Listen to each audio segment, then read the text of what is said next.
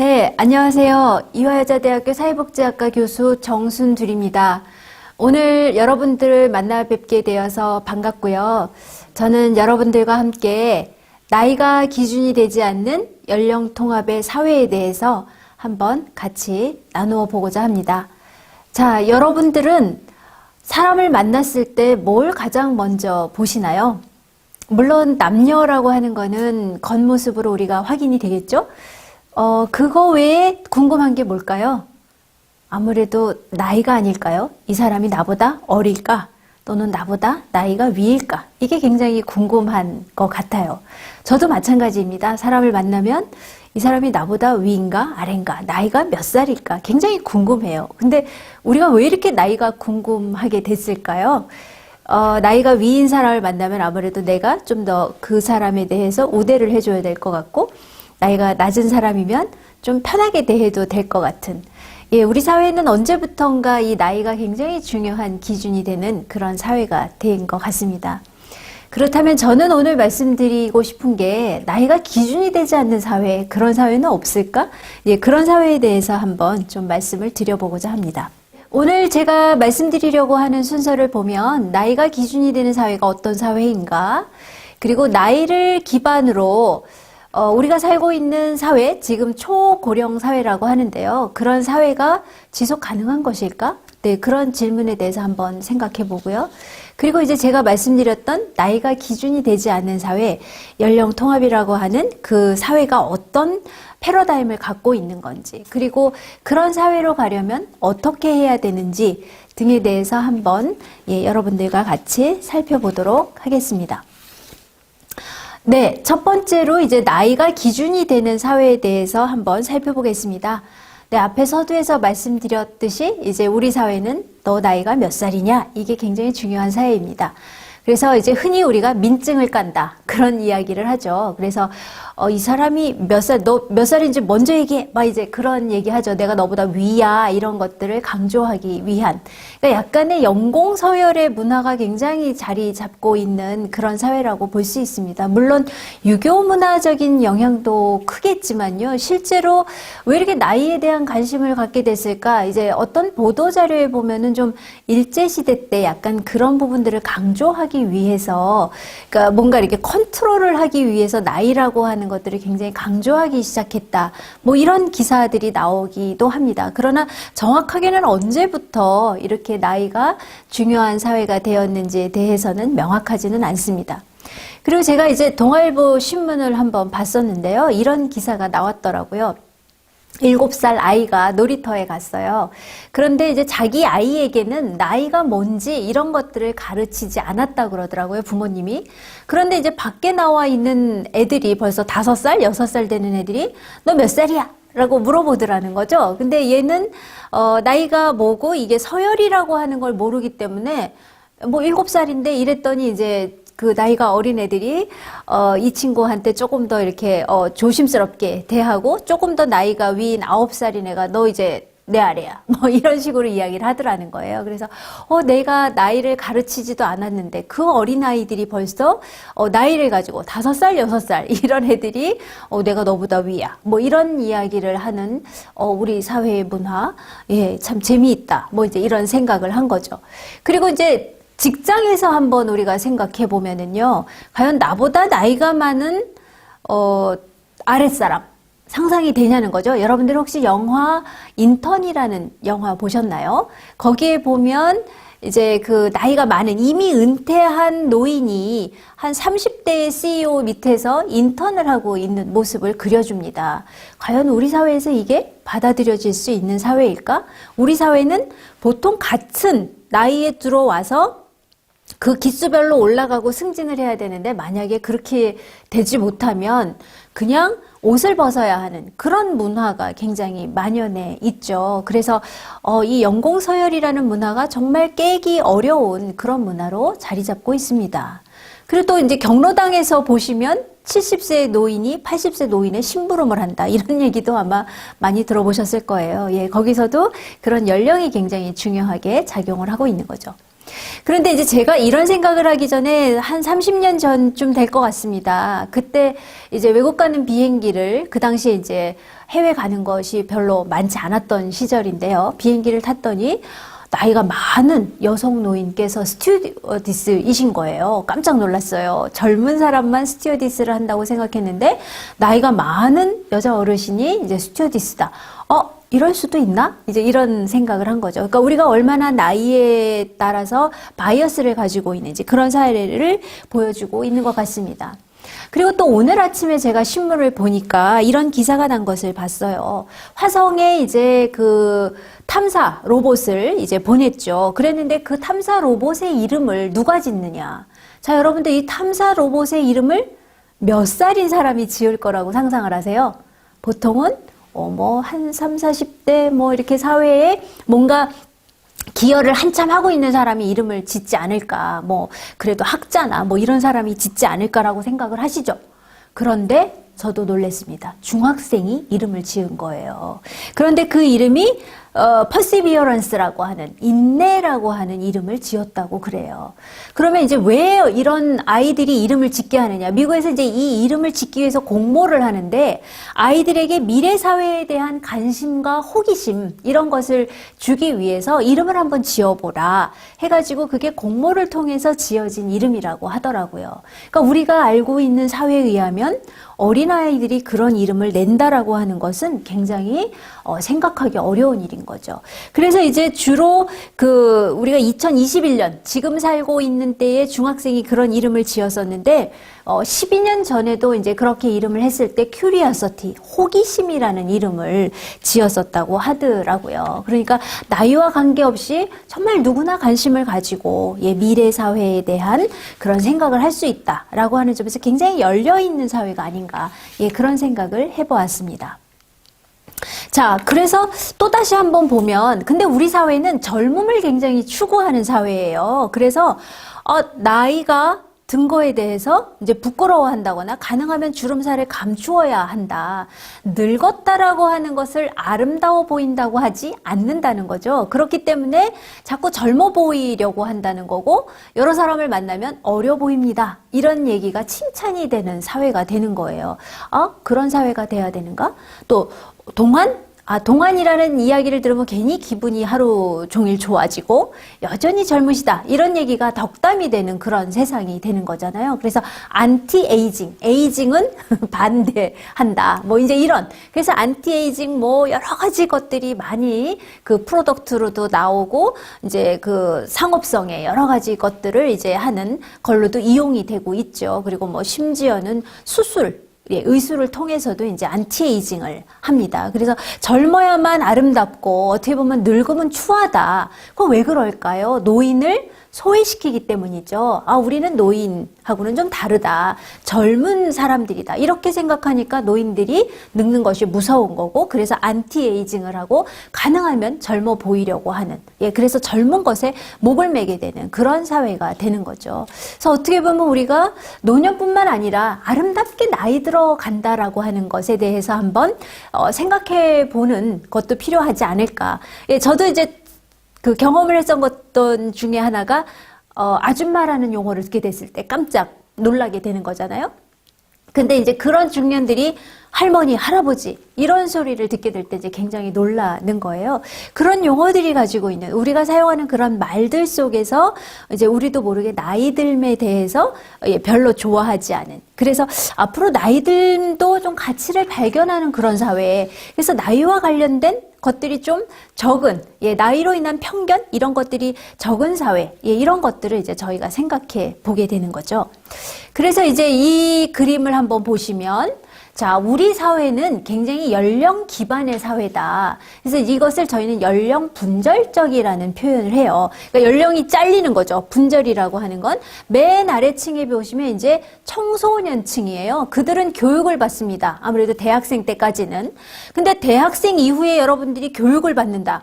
나 시험 이제 그만 봐야지. 대학 졸업하고 왜 내가 또 시험을 봐야 돼? 이제 이런 얘기들을 많이 한다는 거예요. 그래서 이제 교육은 그때까지로 끝난다고 생각을 하고, 이제 일자리를 차지하게 되는데 젊어서는 굉장히 일을 열심히 하게 되는 거죠. 그래서 뭐 가족도 먹여 살려야 되고 굉장히 일이 중요한 게 됩니다. 그 다음에 또 잘리는 거예요. 사회에서 은퇴라고 하는 나이를 정해놓은 거죠. 그래서 은퇴 이후에는 사회로부터 이제 나가셔야 됩니다. 그러면 뭘 해야 돼요? 이제 즐기세요. 뭐 쉬세요. 노세요. 이런 식이 되는 거죠. 자, 그러면 65세부터 지금 우리는 100세를 사는 세대가 됐어요. 사회가 된 거죠. 그럼 65세부터 100살까지는 35년이 있습니다. 자, 여러분은 30년 일하고 35년을 계속 놀 수만 있을까요? 근데 이렇게 우리 사회는 근데 연령 분절적인 사회가 됐다는 거예요. 그래서 왜 이렇게 우리 사회의 여러 가지 시스템들이 연령에 기초해서 설계되어야 되는가? 그리고 노인이 되면 본인이 가지고 있는 인적 자원이라든가 사회적 자본, 여기서 얘기하는 사회적 자본은 많이 관계 같은 거예요. 노인이 되면 아무래도 관계가 줄어들죠. 그런 그 만나는 사람들의 범위도 줄어들게 되는 거예요. 그리고 그 과거에 배웠던 지식이 지금 더 이상 사용되기 어려워요. 그러니까 인적 자본도 축소가 되는 구조가 되는 거죠. 그래서 나이가 기준이 되는 사회에서는 누군가는 그런 그 분절적인 것 때문에 기회가 차단이 되고 또 자본이 자기가 가지고 있는 자원이 축소되는 그런 시스템이 되는 거예요. 그것을 또 대표적으로 보여주는 게 바로 이제 복지제도를 통해서 볼 수 있습니다. 복지제도가 연령을 기준으로 설계되어 있어요. 그러면 우리나라만 연령을 기준으로 설계되어 있느냐? 예, 그렇지는 않죠. 스웨덴, 독일, 영국, 여기 이렇게 선진국들을 제가 나열을 해 놓았지만 이런 나라들에서도 연령이 되게 중요해요. 그런데 재미있는 건 영국이나 미국을 보면 정년이 폐지됐습니다. 그러니까 자기가 은퇴하고 싶을 때 은퇴하는 거예요. 그럼 내가 은퇴하고 싶을 때 놀 수 있고, 또 은퇴했다가도 다시 돌아올 수 있는 사회적인 구조가 만들어져 있다는 거죠. 그런데 아직도 독일이나 스웨덴, 일본 같은 경우 그렇지가 않죠. 우리 사회는 물론이고요. 그리고 공적 연금을 수급하는 연령을 보시면 연령이 정해져 있죠. 61세가 되면 받을 수 있어. 뭐 65세가 되면 받을 수 있어. 그리고 또 우리나라 같은 경우에도 이제 65세가 2018년 기준이었고 이 연령이 조금씩 올라가죠. 63세부터 받게 하자. 64세부터 받게 하자. 왜요? 돈이 적기 때문에 연금으로 줄 수 있는 돈이 적으니까 연령을 자꾸 올려서 그 연금을 받을 수 있는 인원을 축소시키려고 하는 거죠. 어떻게 보면 연령은 굉장히 편리한 기준이 될 수 있어요. 그렇지만 그럼에도 불구하고 그 연령으로 한다면 정말 나는 많이 필요합니다. 연금이. 그럼에도 불구하고 아직 63세, 5세가 되지 않았기 때문에 연금을 받을 수가 없어요. 그럼 정말 필요한 사람은 받을 수가 없고 내가 65세가 돼서 은퇴를 했지만 나는 좀 삶의 여유가 있습니다. 그럼에도 불구하고 65세가 됐으면 받을 수밖에 없는 그런 구조가 돼 있는 거예요. 그러면 과연 연령이라고 하는 설계가 우리 사회를 지속 가능하게 하는데 맞는 거냐? 이제 이런 질문을 할 수 있는 거죠. 그렇다면 이제 다음에 해볼 수 있는 질문이 나이로 인한 제약을 누가 만들었느냐인 겁니다. 누가 그 기회를 차단시켰느냐? 누가 차단시켰을까요? 네, 사회가 이런 제도에 의해서 차단시킨 것도 있어요. 그런데 그러면 사회만 차단시켰을까요? 나도 차단시키는데 기여할 수 있죠. 왜요? 나도 이미 그런 생각을 갖고 있잖아요. 나는 나이가 들었으니까 쓸모없다. 내 나이에 무슨 그런 일을 하지? 안티에이징. 그런 것들이 나와 내 주변에 있는 사람들이 내 생각도 좌지우지되게 만들고 또 내가 다른 사람들의 생각에 이제 좌지우지되게 하는 거죠. 그런 것들 통해서 어떻게 보면 나이로 인한 제약은 반드시 사회에서만 만든 것이 아니라 또는 나 자신, 우리 개인들이 만든 것이라고도 볼 수 있습니다. 또 물론 미디어라든가 이런 SNS라든가 이런 데서 이제 우리가 여러 가지 차별적인 말들도 많이 사용하죠. 그러니까 젊은 사람들에 대해서는 애송이라든가 머리에 피도 안 마른 사람이라든가 이런 식도 차별적인 말이 될 수 있을 것 같고, 노인이라 그러면 혐오 발언 이런 것들이 많죠. 그래서 틀딱이라는 얘기, 틀니를 딱딱거리는 나이다. 이런 식의, 또는 연금충이다. 연금만 먹고 젊은이들은 일하게 만드는, 그래서 사회에 쓸모없는 사람이다. 이런 식으로 나이에 의해서 그들을 차별하는 말들이 이제 또 나오게 되는 거예요. 자, 이런 여러 가지 배경적인 것들을 우리가 보면서 두 번째 제목으로 넘어갈게요. 그러면 나이를 기반으로 한 이 초고령 사회가 지속 가능한 거냐? 자, 우리가 지금 어떤 시대에 살고 있냐면 우리는 아직 초고령 사회는 아닙니다. 고령 사회에 살고 있어요. 고령 사회는 이제 노인 인구가 전체 인구의 14%가 되는 사회죠. 우리 사회는 이미 고령 사회고 2017년에 고령 사회에 들어갔습니다. 네, 그렇다면 초고령 사회는 2026년으로 예측을 하고 있어요. 얼마 남지 않았습니다. 불과 5년. 예, 그러면 이제 여러 가지 그 언론 보도들이 이야기를 하죠. 이 사회에서 지금 초고령 사회가 돼서 난리가 났다. 이제 고령 사회가 되면서 우리가 어떻게 해야 될지 뭐 이제 연일 보도에서 떠듭니다. 저도 오늘 또 그런 기사를 받고 이제 여러분들하고 그것도 공유를 하려고 하는데요. 이제 그런 부분에서 자, 나이를 기반으로 했는데 노인 연령의 인구가 벌써 14%, 65세 이상이. 그러면 그렇게 많은데 그 사람들 다 사회에서 은퇴시키면 그러면 이제 또 다른 게 뭐죠? 고령화와 같이 또 생각할 수 있는 게 저출산이죠. 그러니까 나이가 어린 사람들의 출산들이 줄어드니까 노인 인구가 많아질 수밖에 없는 그런 모습을 이제 우리가 인구학 속에서 많이 보여주고 있습니다. 그래서 이제 우리가 연령 구조의 변화를 2017년과 67년을 대비해서 통계청에서 보여준 자료를 보시면 자, 우리는 생산 연령 인구를 15세에서 64세라고 얘기해요. 그러니까 아까 말씀드렸던 이제 교육이 물론 이제 15세는 아직 교육을 받겠지만 생산 연령 인구라고 하지만 대부분은 대학 졸업한 다음부터 이제 64세라고 보는 게 더 맞겠지만 일단은 이제 우리가 통용하는 그런 기준에서는 15에서 64세를 쓰는데 그들의 인구가 감소하는 거예요. 이제 현재 보면 73% 정도 되지만 계속 지속적으로 감소합니다. 그러니까 눈에 보이게 확 없어지지 않으니까 우리가 체감을 하지 않지만 실제로 67년이라는 그 긴 시간이 지나면 50년이라는 시간이 지나면 50%도 안 되는 거예요. 우리 사회 생산 연령 인구가. 이거 굉장히 심각한 거라는 거죠.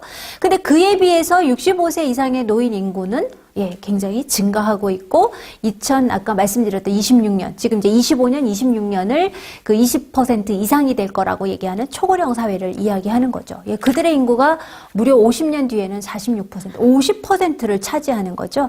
그래서 밑에 있는 이 그래프를 보시면 맨 위에 있는 게 이제 65세 이상인데 약간 흐린 보라색이 점점점 그 범위를 많이 차지하고 있고 그리고 생산 연령 인구라고 하는 가운데 있는 남색 그 막대 그래프가 줄어들고 있는 거고 마찬가지로 연두색의 그 유소년이죠. 0에서 14세의 인구가 감소하고 있습니다. 아마 어제 나온 보도를 보셨으면 우리나라 합계 출산율이 0.83이다.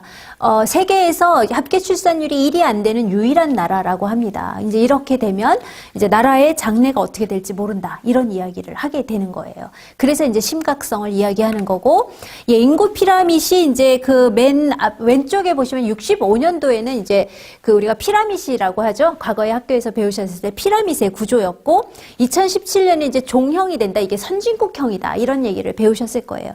그리고 이제 2035년과 2050년이 되면서 어떤가요? 이 종이 점점 가늘어지죠. 인구가 준다라고 하는 거를 보여주는 거예요. 그리고 위에 나이 드신 분들은 이렇게 좀 두텁지만 밑에가 굉장히 얇습니다. 어떻습니까? 여러분들 저 그림을 보면 위태위태하죠. 넘어질 수도 있는 그런 모습을 보여줘요. 그리고 중위 연령이라는 얘기를 하는데 쭉 세워놨을 때 우리나라에서 중간대의 연령이 뭐냐 이렇게 했을 때 2017년에는 42세였어요. 그러니까 중위 연령이 낮아야지만 그래도 젊어야지만 생산 가능한 사람이 많다라고 보는 거잖아요. 그런데 31년이 되면 50세, 67년이 되면 60세가 넘어갑니다. 끔찍하죠. 60세가 넘어가는 거예요. 그럼 다른 나라랑 한번 비교해 보면 미국 같은 경우에는 중위 연령이 한 37세 됩니다.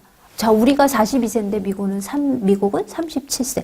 차이가 많이 나죠. 왜? 미국은 젊은 이민자들이 많이 들어갑니다. 그러니까 별로 걱정이 없는 거예요. 고령화에 대해서. 물론 이제 고령화 문제 심각하게 다루어야 된다고 생각은 하고 있지만 우리처럼 이렇게 심각하지는 않다라고 하는 거죠. 그래서 아직도 37세, 뭐 2033년이 돼도 한 41세, 55년에 44세 정도 된다는 거예요. 그리고 우리랑은 경쟁이 안 되는 거죠. 그래서 우리는 이미 그 GDP라든가 이런 그 생산의 어떤 정점을 찍었다라는 얘기를 하게 되는 거거든요. 그만큼 이제 인구 구조의 심각성을 이야기를 하게 됩니다. 자, 그렇다면 이제 고령화 사회에서의 사회적인 위험이 어떤 것이 있느냐. 예, 가장 큰 앞에서의 세 가지는 경제적인 문제죠. 아무래도 생산 인구가 감소하니까 노동 생산성은 저하될 수밖에 없고, 자, 그렇게 되면 우리의 삶의 질이 당연히 저하될 수밖에 없겠죠. 성장 동력은 감소해지고 국가 재정의 부담은 증가할 수밖에 없습니다.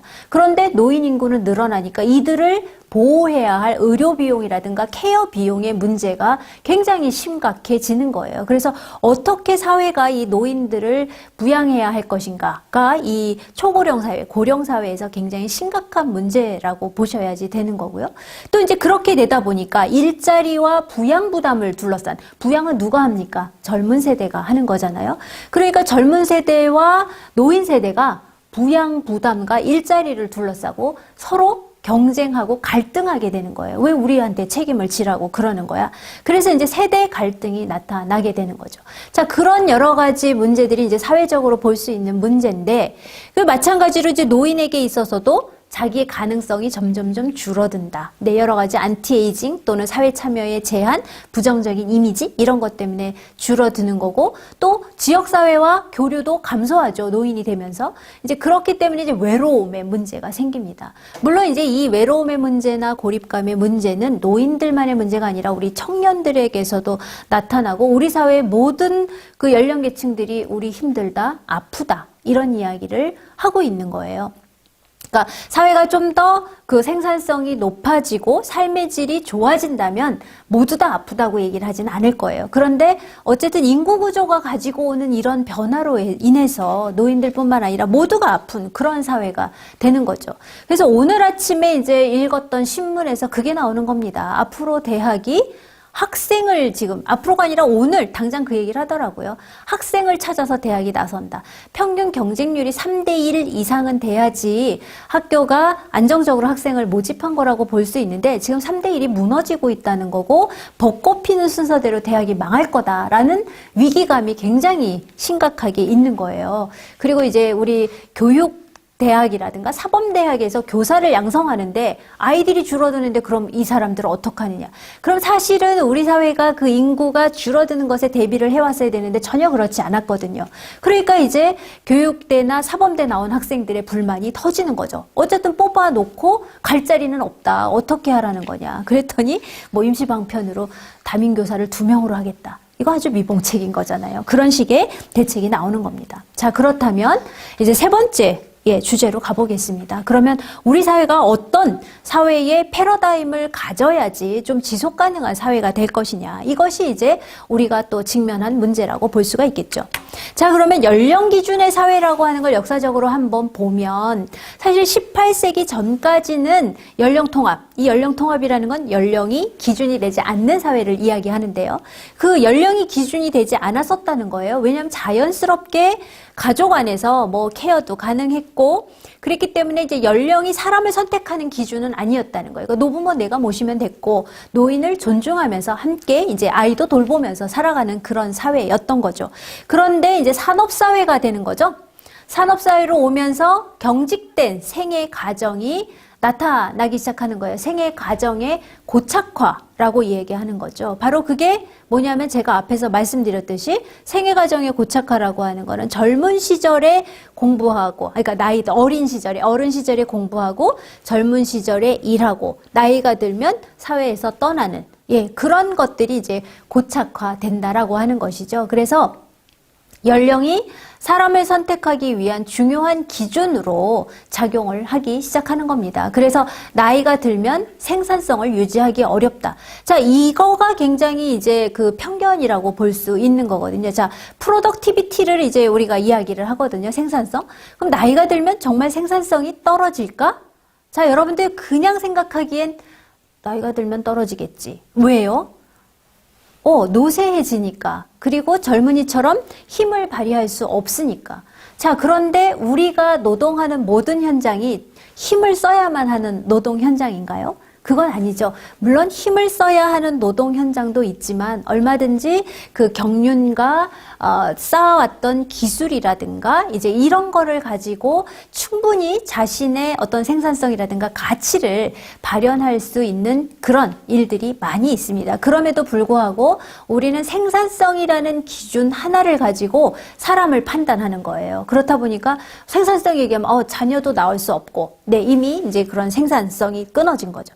그렇게 이제 우리가 사람을 판단하기 시작하게 된다는 거죠. 그래서 이제 문제가 나타나기 시작한 거예요. 그래서 이제 우리는 그런 사회를 20세기에 들어오면서 연령 분절적인 사회가 됐다. 특히 이제 이것의 가장 중요한 계기가 됐던 것이 1883년에 이제 독일의 비스마르크라는 재상은 아마 잘 아실 거예요. 이 비스마르크라는 재상은 그 사회보장제도를 만드는, 사회보험제도를 만드는 그런 중요한 기초를 놓은 독일의 그 재상이죠. 이 사람이 이제 연금체제를 만들면서 그때 설정한 연령이 65세예요. 자, 그때 65세? 말이 되나요? 65세까지 산 사람이 별로 없었어요. 주려고 하는 게 아니죠. 실제로 연금을 주기 위해서 65세라고 하는 대상을 만든 게 아니라, 자, 65세로 해서 앞으로 이제 사회에서 나가면 이들에게 그래도 그 사회에서 했었던 것들을 좀 더 이제 보상을 하기 위한 그런 차원의 연금을 만들겠다라고 얘기하는 거예요. 그래서 65세 이상의 실직자를 대상으로 연금 체계를 만들게 된 거죠. 그렇게 되다 보니까 이제 이런 연령 분절적인 사회가 나타나는 거예요. 그런데 이제 뭐 1883년에 연령 분절이 완전히 나타난 건 아닙니다. 그때는 사람들이 오래 살지 못했으니까요. 근데 이제 지금은 사람들이 이제 오래 살게 되면서 이제 그들이 그런 고민들이 시작이 되는 거죠. 오래 살아야 되는데 뭐를 해야 될까? 이제 그런 생각을 하게 된다는 거죠.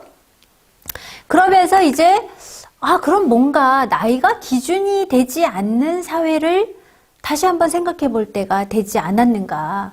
평균 수명도 증가했고 또 노인 인구도 증가했는데 좀 더 우리가 연령이 기준이 아닌 그런 사회를 한번 논의해 보자. 이런 논의가 이제 2000년에 새천년의 시대죠. 2000년의 시작과 함께 이제 그 논의가 되기 시작했습니다. 특히 이제 미국에서 나오는 그 노년학 쪽의 저널이 굉장히 그 유명한 저널이 있습니다. 그 저널에서 시리즈로 실기 시작하는 거예요.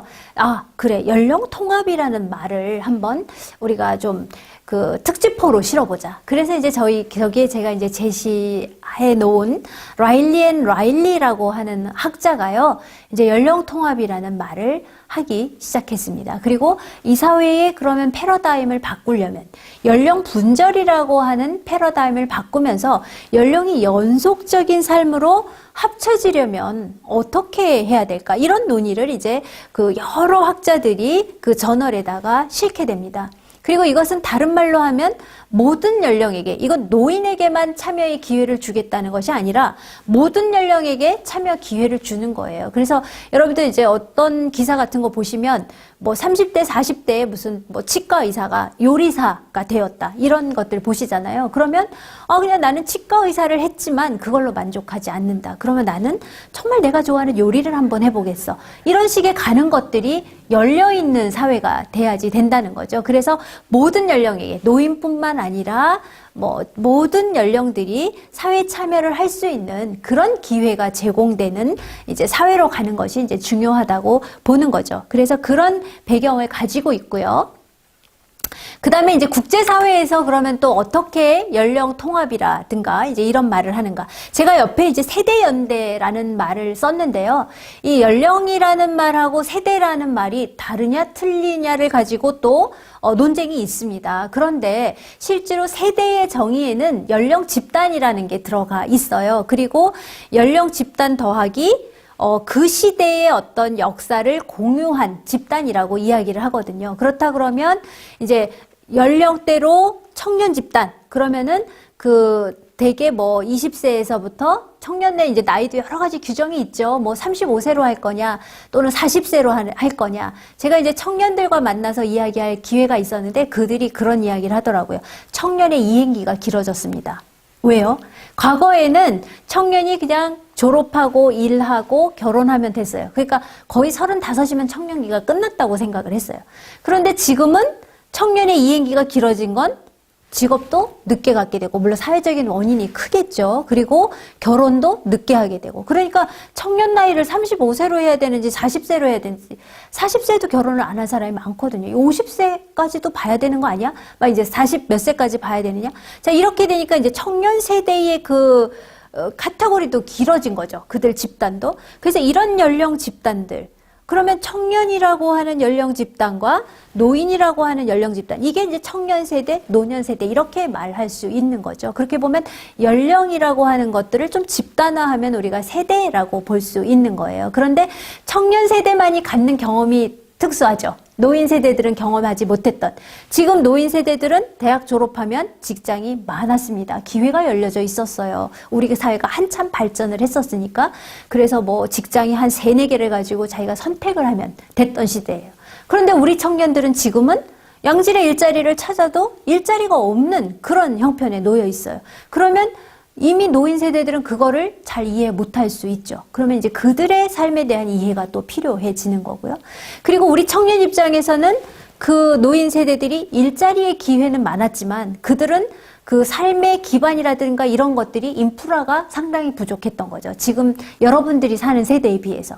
그러니까 어렵게 살아야 됐어요. 그리고 허리띠를 졸라매고 산업화의 역군이 됐다. 이런 얘기를 하는 거죠. 그래서 그들만의 경험을 또 젊은 세대들이 이해해 줄 수 있어야 한다라는 측면이에요. 그래서 어떻게 보면 연령 통합이라고 하는 거하고 세대 연대는 굉장히 비슷한 맥락에서 이해가 될 수 있는 개념이라는 것입니다. 그래서 제가 연령 통합과 세대 연대라는 말을 같이 썼고 지금 이제 많은 문헌들에서 이제 이것들을 같이 사용하고 있어요. 그러면 이제 세계적으로 이제 미국 같은 경우를 보면 고령화의 이슈가 심각하니까 매 10년마다 그 백악관 컨퍼런스를 해요. 고령화에 대한 백악관 컨퍼런스를. 그래서 95년에 처음 시작했고 2005년, 2015년에 컨퍼런스를 계속 해오고 있습니다. 아, 이 고령화에 어떻게 대응할까? 근데 아까 중위 연령이 미국은 40세도 안 되고 있음에도 불구하고 고령화에 대한 그런 대안을 논의하고 있어요. 특히 이제 미국 같은 경우에는 그 백인들이 아이를 안 낳잖아요. 그러니까 백인의 고령화가 심각해서 이제 히스패닉이 가장 주류가 될 수도 있다. 이런 얘기를 하는 거예요. 그러면 사실은 미국 사회에서 그 굉장히 어떤 지배적인 세력인 백인들은 긴장할 수밖에 없게 되겠죠. 그래서 어쨌든 고령화에 대한 게 물론 뭐 백인만을 위한 고령화는 아니지만요. 그래서 이제 고령화에 대한 여러 가지 생각들을 하게 되는 거고, 자, 어떻게 우리가 대응할까? 그런데 노인한테만 딱 포커스를 맞추는 게 아니라 고령화 전체에 대응하자. 이제 이런 생각을 가지고 95년에 시작을 했어요. 그래서 노인만이 아니고 그 자녀와 손자녀 모두가 중요해. 이제 이런 생각을 가졌던 거고, 2005년에 그 COA가 바로 White House Conference on Aging이라는 것의 약자고요. 저 위에 한글로는 백악관 고령화 컨퍼런스예요. 그래서 거기에 아젠다가 노인을 사회에 관여시켜야 된다. 인게이지먼트 시켜야 된다. 그때는 인게이지먼트 하지 않았고 디스인게이지먼트 했었어요. 노인은 떠나야 된다. 분리를 하라고 했었던 건데 이제 그게 아니라 통합시켜야 된다. 네, 연령적으로도 통합시켜야 되고 사회적으로도 통합시켜야 되고 세대 간의 의사소통도 증진시켜야 된다. 이런 얘기를 했고요.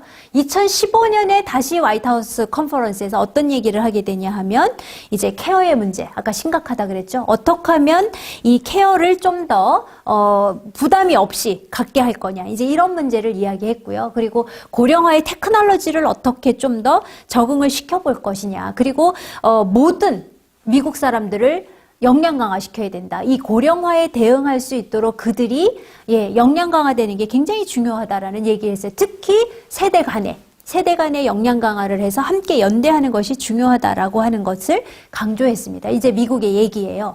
그러면 이제 2002년에 좀 보시면 저기 미파 그게 뭐냐 하면 마드리드 인터내셔널 플랜 액션 온 에이징이에요. 그러니까 국제 행동 계획이죠. 고령화를 위한. 그래서 그 국제 행동 계획에서 어떤 얘기를 하냐면 연령 근거에 의한 차별을 철폐하고 세대 간의 연대를 강화하자. 그래서 중요한 게요. A Society for All Ages예요. 네, 그래서 유엔에서 1999년에 강조한 거 보시면 노인 정책은 결국 모든 연령을 위한 사회가 되어야 된다. A Society for All Ages가 다시 한번 강조되는 거고요. 그 미파에서 이야기한 것이 지금까지도 중요한 그런 이행사항으로 점검이 되고 있어요. 그래서 우리 사회에서도 지금 3차에 걸쳐서 그 이행사항을 점검을 하고 있습니다. 자, 그 이행사항을 점검하고 있는 것에 미루어 본다면 우리 사회가 그렇게 연령 통합적이냐? 아까 맨 앞에 서두에서 말씀드렸지만 우리 사회는 그렇게 연령 통합적이지는 않은 그런 사회인 것 같아요. 그래서 이제 세계적인 그런 흐름을 본 거고요. 그래서 이제 새로운 사회 구성 원리로서 어떤 세계적인 그런 흐름도 있고, 우리 사회도 약간 그런, 새로운 사회 구성 원리를 좀 가지고 와봐야 되지 않겠느냐. 저는 이제 그것이 연령 통합이라고 본 거고요. 그래서 생산성의 저하, 인구 고령화로 인해서 나타나는 여러 문제를 좀 해결하려면 우리는 좀 연령 분절적인 구조에서 연령 통합적인 구조로 좀 가야 된다. 이렇게 딱딱 나누어져 있는 구조가 아니라 통합적인 구조. 제가 좀 이따가 다음 슬라이드에서 이제 그 그림을 보여드릴 건데요. 좀 통합적인 구조로 가면 좋겠다. 그래서 노인 문제가 앞에서 이제 그 고령화의 백악관 회의에서도 이야기를 했지만 노인만의 포커스를 두는 것이 아니라 모두가 함께 풀어가야 할 문제로서 좀 보는 것이 굉장히 중요하겠다. 손자녀가 다 포함되고, 자, 노인의 입장에서도 우리 손자녀가, 우리 세대가 잘 사는 게 중요하시겠죠.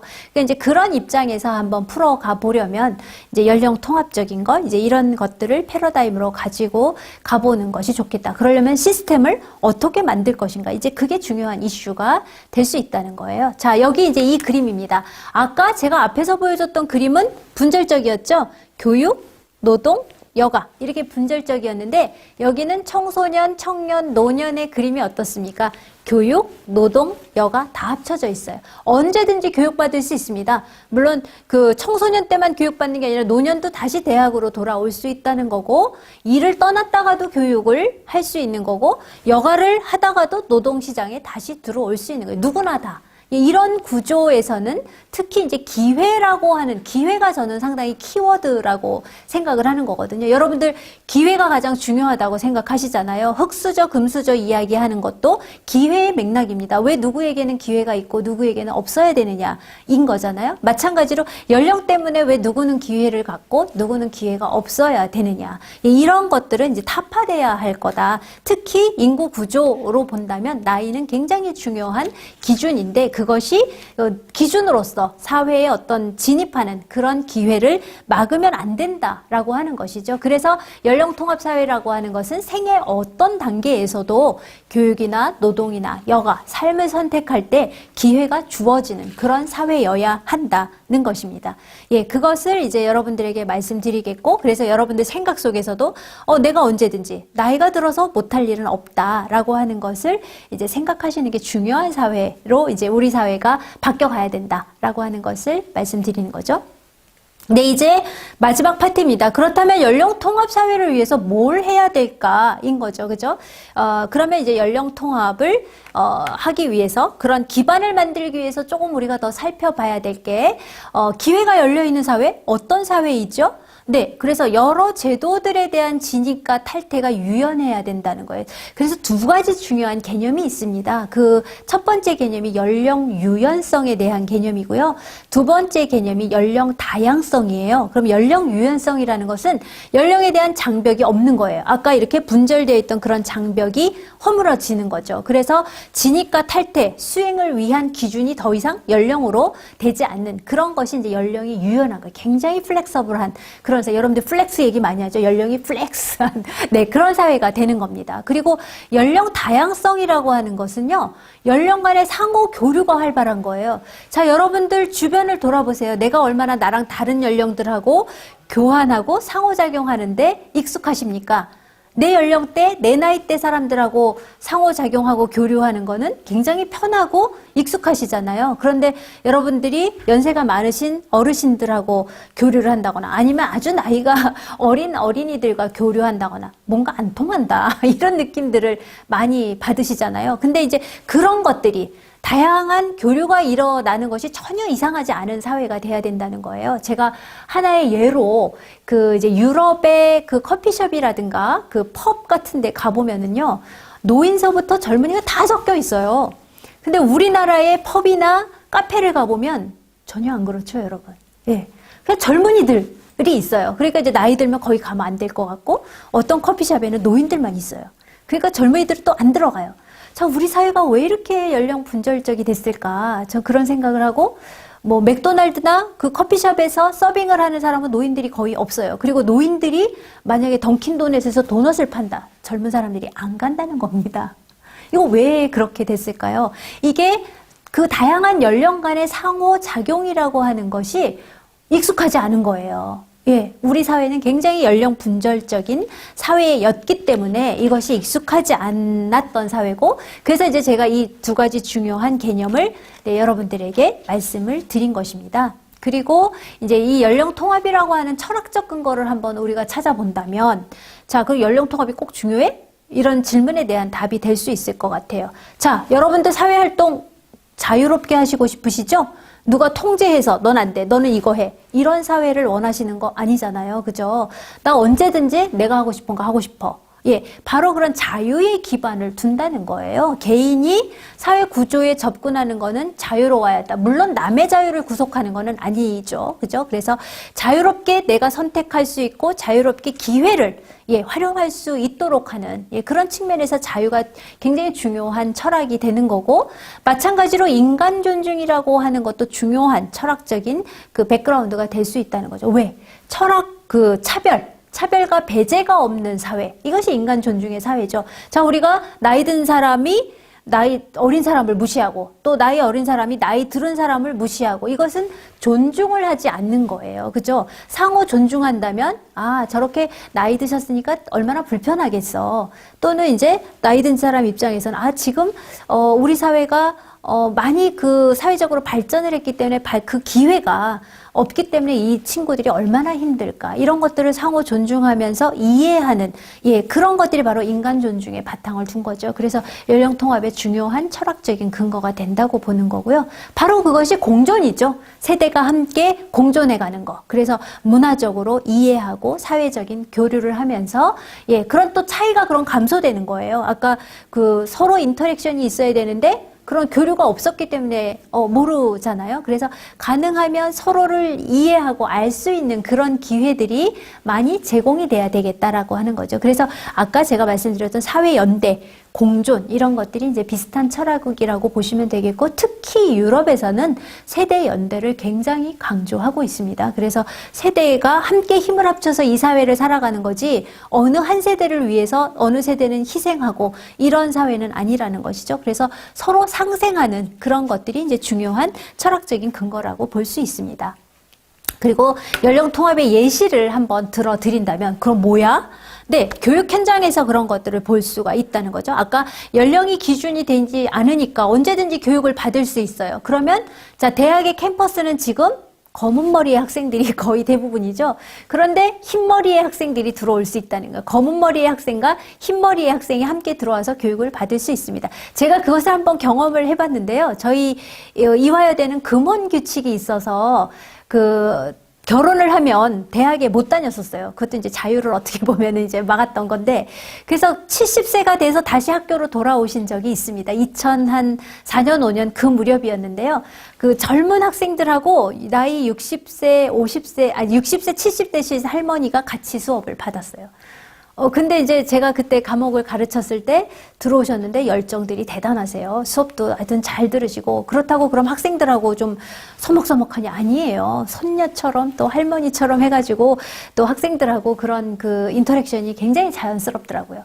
그런 것들을 경험하면 노인 세대와 젊은 세대가 함께 그 교육을 받는 것이 이상하지 않을 거예요. 그런데 이제 여러분들은 아직 그것이 익숙하지 않으니까 내 강의실 옆에 학생이 할머니다.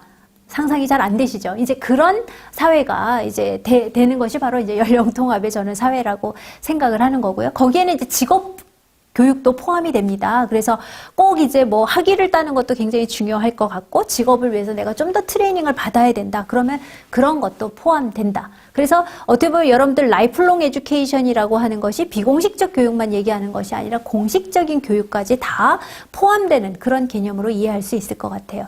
그리고 마찬가지로 이제 노동 현장에서도 연령 통합이 이루어진다 그러면 채용과 연령에서 차별이 철폐되겠죠. 우리 사회도 이제 이런 길을 걸어오는데 과거에 30살이 넘으면 공무원 시험에 임용을 할 수 없었던 시절도 있었습니다. 그런데 이제 그런 것들이 철폐가 되는 거죠. 예, 그런 사회를 바로 이야기하는 거고, 강제 은퇴 연령도 이제 점진적인 철폐가 필요하겠죠. 근데 한꺼번에 철폐를 해버리면 보호막이 없어져 버리는 거예요. 그래서 이제 점진적으로 철폐하면서 그 보호막이 많이 갖추어질 때가 되면 이제 강제 은퇴 연령도 철폐가 돼야 된다라고 말씀을 드릴 수가 있겠죠. 그래서 노동 현장에 내가 언제든지 다시 돌아갈 수 있는 예, 그런 분위기가 되고, 나이 많은 인턴이 들어와도 전혀 이상하지 않은 그런 사회가 되고, 나이 많은 그 사람이 이 젊은 상사한테 야단을 맞아도 이상하지 않은 네, 그런 사회가 된다는 거죠. 그래서 지금 기업에서 리버스 멘토링이라고 하는 걸 한답니다. 역 멘토링. 그게 뭐냐 하면 멘토는 누구예요? 보통 나이 많은 사람이 젊은이의 멘토가 되잖아요. 그게 아니고 젊은이가 나이 많은 사람의 멘토가 됩니다. 왜?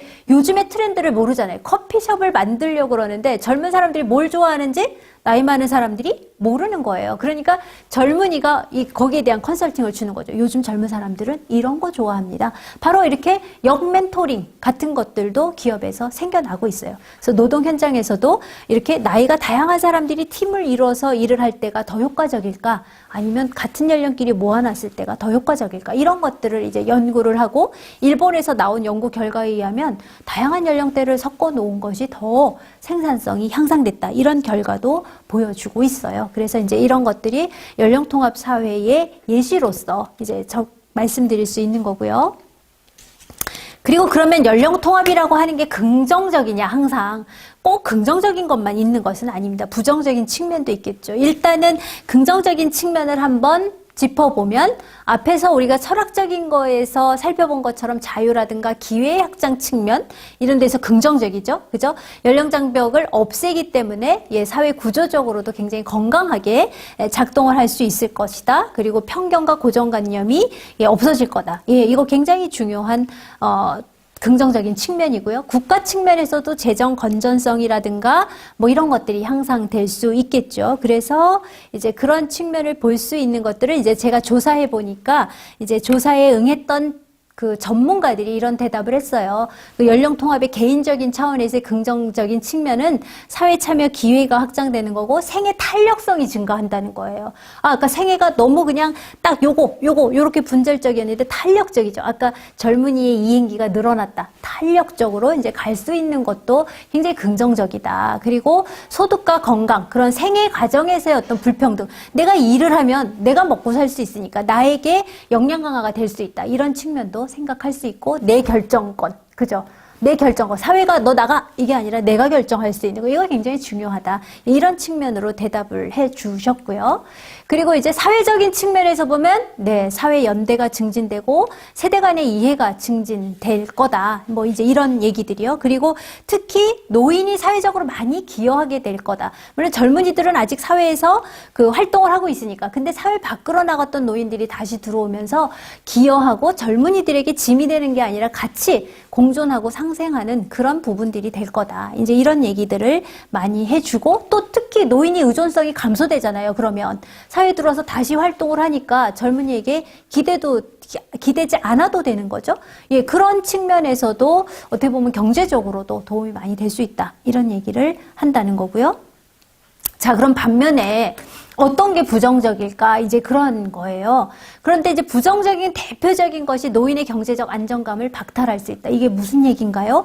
아까 65세에 은퇴하면 연금을 받을 수 있어요. 그죠? 그런데 65세에 은퇴를 안 하니까 연금을 받는 연령 기준이 없어지는 거예요. 그래서 오히려 좀 가난하거나 이런 노인들이 그 연금을 받아야 되는데 이런 게 다 없어져 버리니까 경제적으로 안정감을 박탈할 수도 있는 거 아니냐. 그래서 어떻게 보면은 그런 제도들은 좀 완벽하게 갖춰져 있을 때 연령 통합이 될 수 있지 않을까. 이제 그런 생각을 해요. 그리고 특히 연령에 의해서 아까 말씀드렸듯이 딱딱 나누면 굉장히 편하잖아요. 그죠? 그런데 연령에 의해서 나누는 게 아니라 사회복지 제도의 대상자라든가 이런 사람들을 어떤 기준에 의해서 나누냐 하면 뭔가 기준을 만들어야 되잖아요. 새롭게.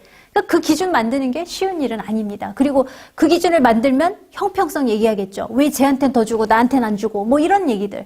연령으로 했을 때는 굉장히 쉽고 사회 통제가 될 수 있었는데 그게 아니기 때문에 이제 여러 가지가 어려울 수 있다는 거고 또 한 측면에 이제 맨 마지막에 젊은 층들이 노인들이 들어오면서 우리한테 불리한 거 아닌가요? 그런데 이제 그것들은 여러 가지로 입증된 것들이 있는 거죠. 젊은이들에게 불리하게만 작용하는 것이 아니라 세대, 연대를 통해서 상호가 이제 같이 갈 수 있는 이제 그런 측면을 마련할 수 있겠죠. 마찬가지로 이제 제가 서베이를 해서 결과에서 이제 그 부정적인 측면에 대해서 이야기해 주고 있는 것도 마찬가지의 결과들입니다. 그런데 연령 통합의 관점이 사회 구조 변화를 초점을 두다 보니까 어떻게 보면 이제 개인적인 행위로 인한 문제점이 좀 간과되는 거 아니냐 이런 문제 제기도 할 수 있겠고 노인도 청년처럼 아르바이트에 의존해야 될 수 있다.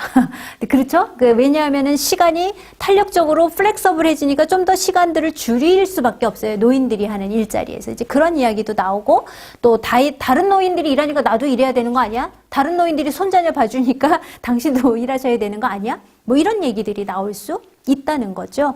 그리고 사회적인 측면에서도 이제 아까 뭐 괜히 시간제 노동이라든가 이런 것들이 강화되면서 이제 또 여러 가지 사회에도 문제가 있을 수 있다라는 거 참고로 보시면 될 것 같고요.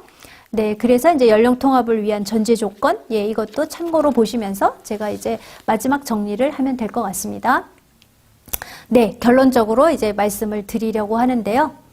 자, 지속 가능한 초고령 사회를 위해서 우리가 새로운 사회 구성 원리를 만들려면 앞서 보셨던 것처럼 연령 분절적인 구조에서 연령 통합적인 구조로 간다면 물론 이게 다 긍정적인 측면만 있는 것은 아니지만 이제 그런 긍정적인 측면을 강조하기 위해서 우리 시스템을 어떻게 만들어가느냐 하는 것이 중요하다고 생각을 합니다. 그래서 생애 주기적인 관점에서 생애 어느 시기이던 탄력적으로 그런 기회가 제공되는 사회로서의 그런 연령통합 사회로 가는 것이 우리가 지속가능한 초고령 사회를 살아가기 위한 그런 원리가 되지 않을까 그런 말씀을 드리고 싶고 또 이제 여러 가지 연령통합 사회를 통해서 초고령 사회의 문제를 해결해 가자. 인력의 부족의 문제를 해결해 가고 또 사회적 자본을 노인들이 또는 모든 연령들이 다 확충해 갈 수 있도록 하자. 그리고 연령차별을 철폐하고 연령에 의해서 그런 그 기준을 정하지 않으면서 모든 사람들의 욕구와 능력에 따라 선택을 할 수 있는 그런 패러다임을 가진 사회로 가자라는 저의 연구 결과를 말씀드렸습니다. 네, 감사합니다.